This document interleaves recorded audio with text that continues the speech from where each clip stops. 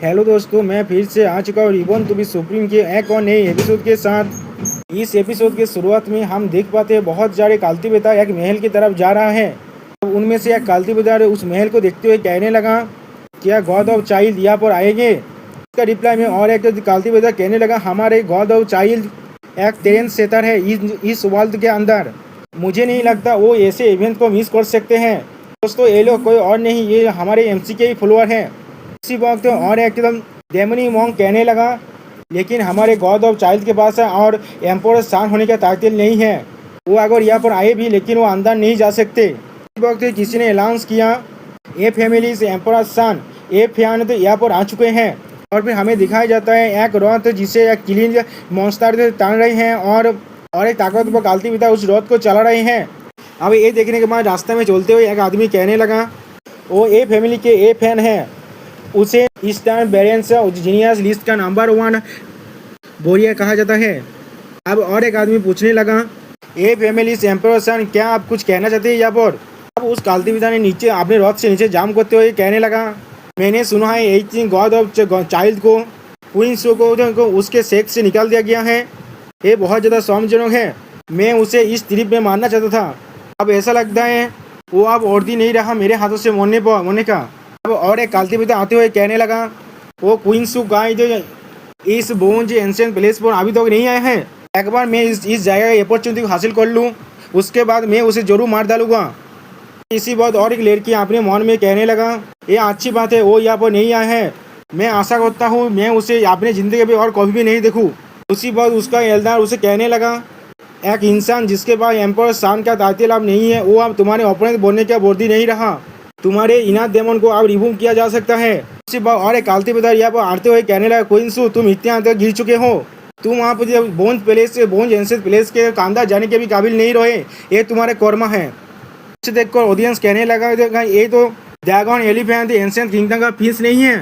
मैंने सुना था इसे एंसू ने बहुत टाइम तक ऑपरेट करके रखा था। ड्रैगन एलिफेंट एंशिएंट किंगडम के पास भी एक स्लॉट है अंदर जाने के लिए। ये प्रिंस बहुत बार हार चुका है, लेकिन बहुत बार फिर भी राइज कर चुका है। ऐसा लगता है इसे फिर से एक अपॉर्चुनिटी को मिला है। अब वो प्रिंस नीचे नामते हुए कहने लगा, क्वींसू तुम स्कैंडल कोथाकार, भविष्य में मैं ये प्रिंस तुम्हें थोड़ा सा भी नहीं छोड़ेगा। और उसी बार उसका बहन उसे कहने लगा, सौथप तुम कैसे मेरे मास्टर को इंसल्ट कर सकते हो? वो अपनी बहन को गाली दे कहने लगा, यू ऑरेंज तुम अभी भी उसे प्रोटेक्ट करने की कोशिश कर रहे हो। आगे जाकर मैं तुम्हें तुम्हारी आंखों से ये जरूर देखा होगा क्वींस को मेरे सामने माफ़ी मांगते हुए और घुटने टेक कर। ये सुनने के बाद प्रिंस गुस्से में अपने पावर को रिलीज करते हुए उससे कहने लगा, प्रिंस ने अगर तुमने फिर से और एक नॉनसेंस बात किया तो फिर मैं तुम्हें काट डालूंगा। प्रिंस ने फिर से उससे कहा, तुम्हें लगता है तुम मुझसे बात करने काबिल भी हो ना? आप तुम्हें तो कोई भी क्वींस से प्रोटेक्ट नहीं कर रहा है। तुम्हें क्या लगता है मैं तुम्हें मार नहीं सकता? तो पीछे से किसी ने उससे कहा, ए लिटिल पंग तेरी साहस तो बहुत बढ़ चुका है। ये सुनने के बाद वो प्रिंस गुस्से में पीछे मुड़ कर कहने लगा, कौन है किसके पास इतनी साहस आ गया? फिर अगले सीन में हमें दिखा देते एक कोई और नहीं, ये हमारे एमसी क्वींसू है, द 18 गॉड ऑफ चाइल्ड। और फिर हमारे एमसी कोलतून में उससे कहता है, ये मैं हूँ। ये देखने के बाद वो तो प्रिंस घाबरा तो कहने लगा, क्या क्वींसू तुम यहाँ पर क्या कर रहे हो? और फिर आसपास के लोग फिर से कहने लगा, ये क्वींसू है, उसके साथ रिंसू भी आया है यहाँ पर। जैसा हम लोगों ने सोचा था वो इतना बड़ा अपॉर्चुनिटी को मिस नहीं कर सकता। अब उसे देखने के बाद प्रिंसेस कहने लगा, मास्टर। फिर उस मोटे आमदी ने फिर से कहा, द 18 गॉड ऑफ चाइल्ड यहाँ पर आ चुके हैं।